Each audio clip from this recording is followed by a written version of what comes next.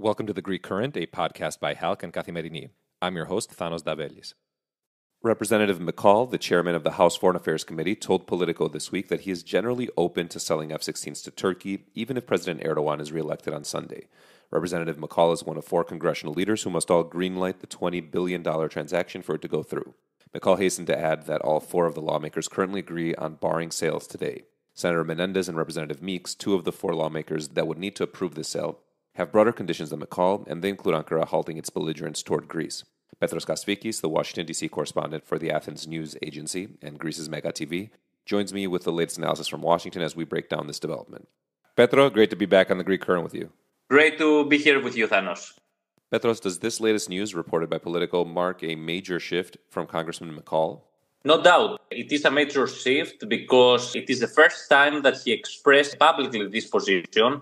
And he also broke some news, which is that the Erdogan government has assured Congress that Turkey will ratify Sweden's accession protocol to NATO after the elections. So we have four key lawmakers, two congressmen and two senators, who are pretty much holding the keys of the F-16s. And McCall is the first one who is willing to trade the F-16s with Sweden's accession to NATO, but without any other further conditions. And to be fair, we must say that he acknowledges somehow the national security concerns that Greece has, but he seems to believe that these concerns can be alleviated by the acquisition of the F-35, which will secure a strategic advantage for Greece in the sky.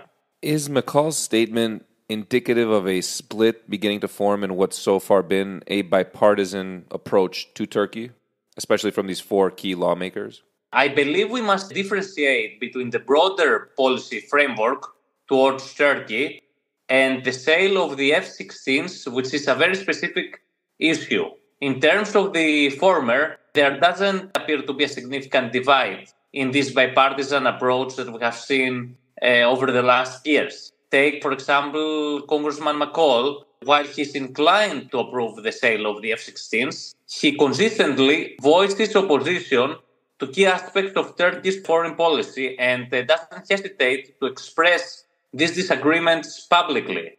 However, with regards to the F-16s, two major factors come into play. Firstly, the consideration of domestic politics, as the defense industry creates well-paying jobs in specific states. So it's reasonable to assume that there have been extensive lobbying efforts behind the scenes, and also lawmakers have the responsibility to consider the interests of their constituents. Secondly, there's a willingness to offer something tangible but not overly significant to Turkey, with the hope that this gesture can potentially pave the way for an improved and more functional relationship with an important NATO partner. But having said that, we must not forget that two key players, Senator Menendez and Congressman Meeks, still oppose the sale.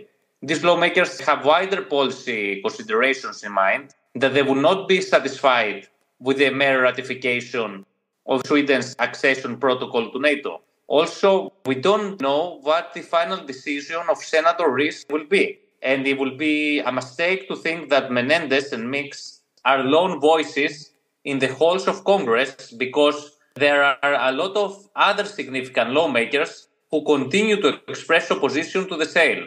So, in summing up, I will say that there is no absolute consensus when it comes to the issue of the F-16s, but at the same time, there is no fundamental split when it comes to the bipartisan approach of Congress towards Turkey. You also brought up how Representative McCall mentioned congressional approval of F-35s for Greece and the upgrade of Greece's F-16s. Do you see these upgrades for Greece factoring into Congress's thinking when it comes to Turkey's request for F-16s? Yes, although it may not be publicly acknowledged, it is known that Washington aims to maintain a perceived balance between Turkey and Greece when it comes to important decisions. However, some lawmakers express concerns about Turkey's erratic foreign policy, which destabilizes the wider region and threatens Western interests. So, for these lawmakers, Greece's acquisition of the F-35 fighter jets is seen as a positive step, but it does not provide a comprehensive solution to the problem. It is not a remedy. On the other hand, there is another perspective or school of thought that suggests the United States should provide Greece with a strategic advantage while simultaneously selling F-16s to Turkey. This approach resembles the American foreign policy towards Israel in the past, when Washington ensured Israel's defense superiority, even as it sold weapons to adversaries that pose a threat to its existence. So it appears that this is the policy of the administration, the White House, and this is the policy that Congressman Maskol has subscribed to. So although someone might be able to see a correlation, we must make clear that the two sales are not linked, and the F-35 acquisition is already moving forward. Petro, when asked about the F-16 sale by Turkish journalists, the White House spokesperson referred them to Capitol Hill and Senator Menendez's office. Is this a sign that the Biden administration is not going to lean on Congress in order to push a sale through? Technically, if we speak strictly about the process, we must acknowledge that the White House has the means to bypass the will of Congress. However, there exists a long-standing political tradition that suggests the administration should strive to find common ground with the key lawmakers who are involved in the process. And historically speaking, there is a strong precedent for adhering to this policy, with only one known exception, where the White House turned against Congress regarding a specific arms sale. So, considering the Biden administration is projecting the image of respecting institutions and political tradition, I think it is highly unlikely that they will choose to escalate and come to an open conflict with Congress. Instead, they're more likely to work behind the scenes to persuade lawmakers to approve the sale of the F-16s to Turkey. Shifting gears, Petro, the State Department this week also commented on Greece's elections.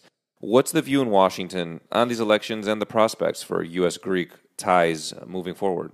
Well, Greece stands as a pillar of stability in a very unpredictable and challenging region of the world. As a fully advanced European democracy and a reliable Western partner, I think regardless of the outcome, the United States is eager to continue and strengthen the cooperation with Greece. And I would dare to say, as the tenure of the Syriza government proved, which is a radical left party, the Greek foreign policy has a solid orientation towards the West that will remain unchanged no matter who is in power. So this predictability paves the way for further investment in the relationship. And this perspective is very well mirrored in the State Department's statement, which affirms that the Greek-American partnership enjoys strong bipartisan support in both countries. Petro, it's been great speaking with you as always. Thanks again. Thank you for having me, Thano. In other news, Greece's return to investment-grade credit ratings it lost more than a decade ago during the Euro debt crisis is a done deal as far as bond investors are concerned. Investors are hopeful that the New Democracy Party will stay in power after a repeat vote in June and continue reforms, paving the way for Greece to reclaim the ratings. Analysts at the banks that deal in Greek government debt said that after this week's sharp drop in borrowing costs, the bonds were already trading like investment-grade paper. Since its bailout program ended in 2018, Greece has regained market access, wrestled down its record public debt, and growth is set to continue outpacing the EU average this year and next. Finally, the 2 weeks between Turkey's first and second round of voting has seen a marked change in campaign intensity as the country enters the uncharted territory of a presidential runoff. Sunday will be the first time Turkish voters have ever had to go to the ballot box for a second time to select their next president, and many seem to find it hard to resurrect the enthusiasm of the first round. Many voters see President Erdogan as the likely winner as he seeks to extend his 20 years in power by a further 5 years. Many analysts predict Erdogan will win on Sunday given his strong showing in the first round and his subsequent endorsement by the third-place candidate Sinan Oğan. That wraps up today's episode of The Greek Current. Thanks for tuning in.